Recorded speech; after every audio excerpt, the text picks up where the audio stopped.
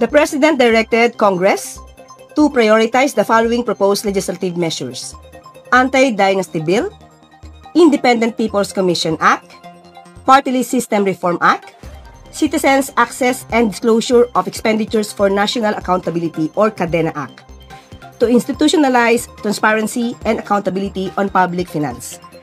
In a LEDAC meeting this morning, the President also instructed both houses to take a closer look at the four bills and prioritize the passage as soon as possible.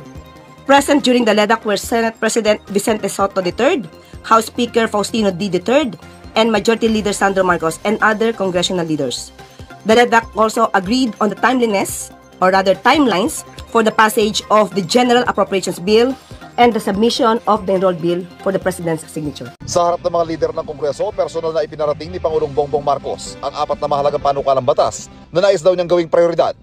Yan ang Anti-Dynasty Bill, Independent People's Commission Act, Party List System Reform Act, at CADENA Act o Citizens Access and Disclosure of Expenditures for National Accountability. Nangyari raw yan sa pulong ng LEDAC o Legislative Executive Development Advisory Council, kung saan present sina Senate President Tito Sotto, House Speaker Faustino D. at House Majority Leader Sandro Marcos. Mga kabrigada, inatasan ni Pangulong Ferdinand Marcos Jr. ang Kongreso na bigyang prioridad ang apat na panukalang batas na nakatuon sa reforma sa politika at pagpapalakas ng transparency sa pamahalaan. Kabilang sa mga panukalang na ispagtunan ng agarang aksyon ay ang Anti-Dynasty Bill, Independent People's Commission Act, Party List System Reform Act, at ang Citizens Access and Disclosure of Expenditure for National Accountability o CADENA Act na layong gawing institusyonal ang mas bukas at mas accountable na pamamahala sa paggamit ng pondo ng bayan.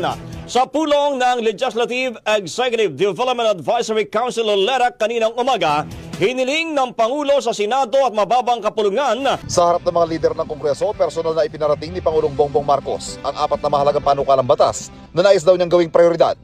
Yan ang Anti-Dynasty Bill, Independent People's Commission Act, Party List System Reform Act, at CADENA Act o Citizens Access and Disclosure of Expenditures for National Accountability. Nangyari raw yan sa pulong ng LEDAC o Legislative Executive Development Advisory Council, kung saan present sina Senate President Tito Sotto, House Speaker Faustino D. at House Majority Leader Sandro Marcos.